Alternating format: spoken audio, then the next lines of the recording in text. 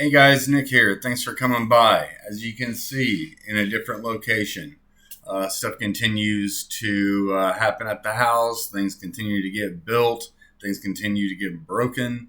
Things continue to hopefully get better. But we're unable to be there right now because of all the work that's being done. So this is home for the next little bit. So, guys, I wanted to talk to you today about miracles. And just a few short weeks ago, a very good friend of mine got her new liver.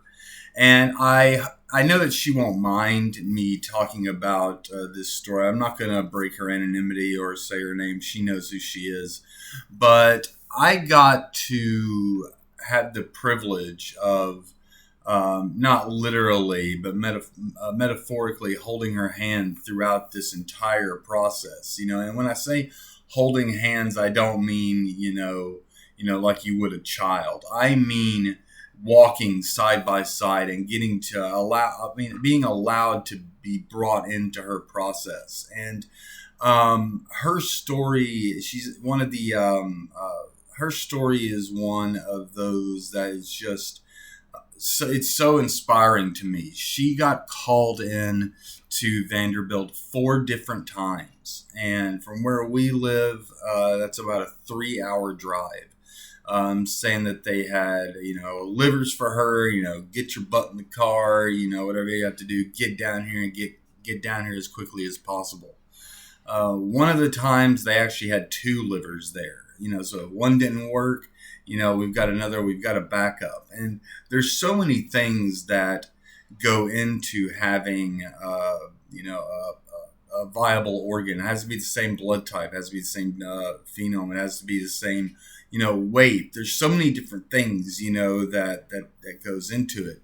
So on her first trip, she went down there, and after waiting in pre-op for what seemed like an eternity, they found out that those 2 livers were not viable and could not be used.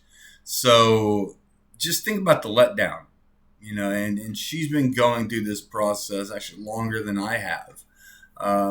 She's had a TIPS procedure, and a few other things that I have been fortunate enough to not have to do yet.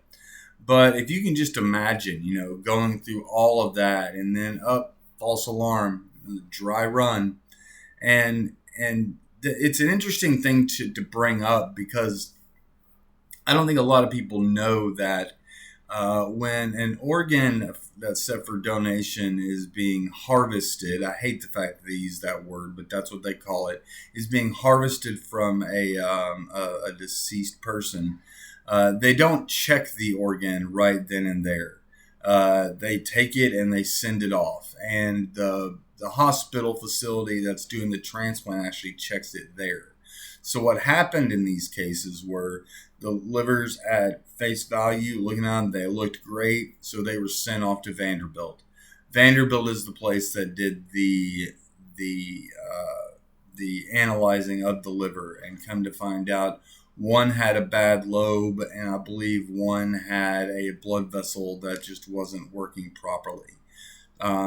From a Vanderbilt standpoint, they only transplant pristine organs.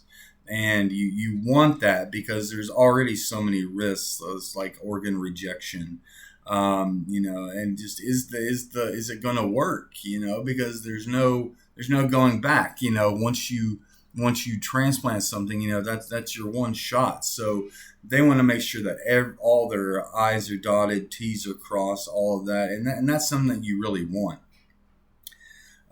So fast forward a little bit later, same situation. Dry run, organ was not available. But I want to give my friend props, because she had such a positive attitude throughout the whole thing. And anybody that's fortunate enough to actually be able to meet and know her and call her a friend is so lucky, because it's just she's. I don't think she realizes how much strength that I've gotten from her, just being able to go through this, and know that you're not alone. But this last time, guess what? Went through. She got her liver, and I actually saw her physically just a few days ago, and she looked amazing. Her color has come back. She had more energy than than I had ever seen her with. She still's walking with a cane. Still in that recovery mode, and she'll be in that recovery mode for probably about a year. It's a very long, hard, type road. So and we want to keep the organ rejection away. So just adding more meds onto the list that I'm sure that she was already taking. They're going to be back to having regular doctor's appointments and stuff like that at Vanderbilt, which again is a 3-hour drive. So there's going to be a lot of back and forth. But if things keep going, it's worth it. She's right about my age. So when you're talking about early 40s, there's a potential for a much longer life expectancy there, and I couldn't be happier. It couldn't have happened to a better person, and I'm not jealous. I'm not having any of those thoughts of why not me. Why couldn't it have been me? I used to have those kinds of thoughts because I've seen several people that I know. Some have been much older that got a transplant. Some were around my age. Some were a little bit old, and it can be that's when you can start feeling like the world is against you. But in this case, I think because I know the person's so emotionally and so mentally intimately that I consider her such a great friend, and she's right up there, and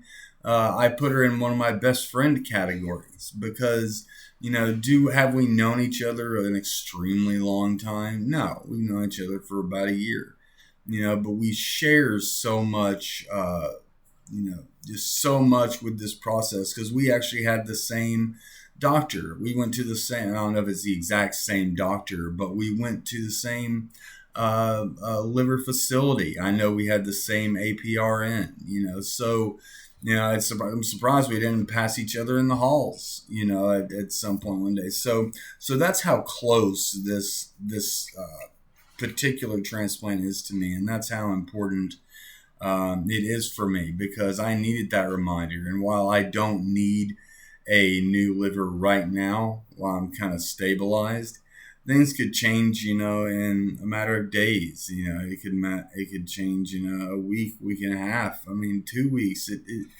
It's indiscriminate when your liver decides to kind of shut down.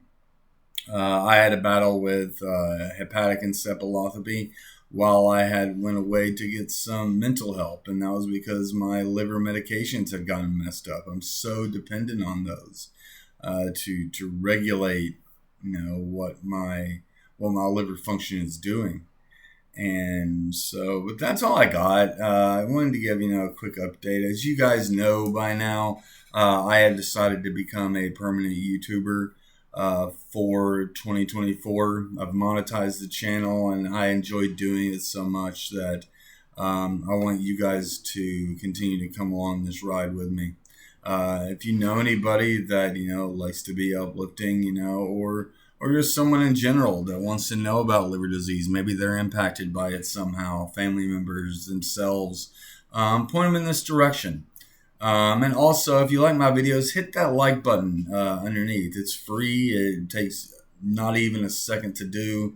It really helps me out as far as the YouTube algorithm goes. Also, if you're not a member, subscribe.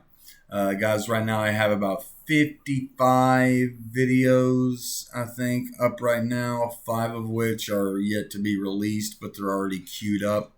And I continue to keep doing this.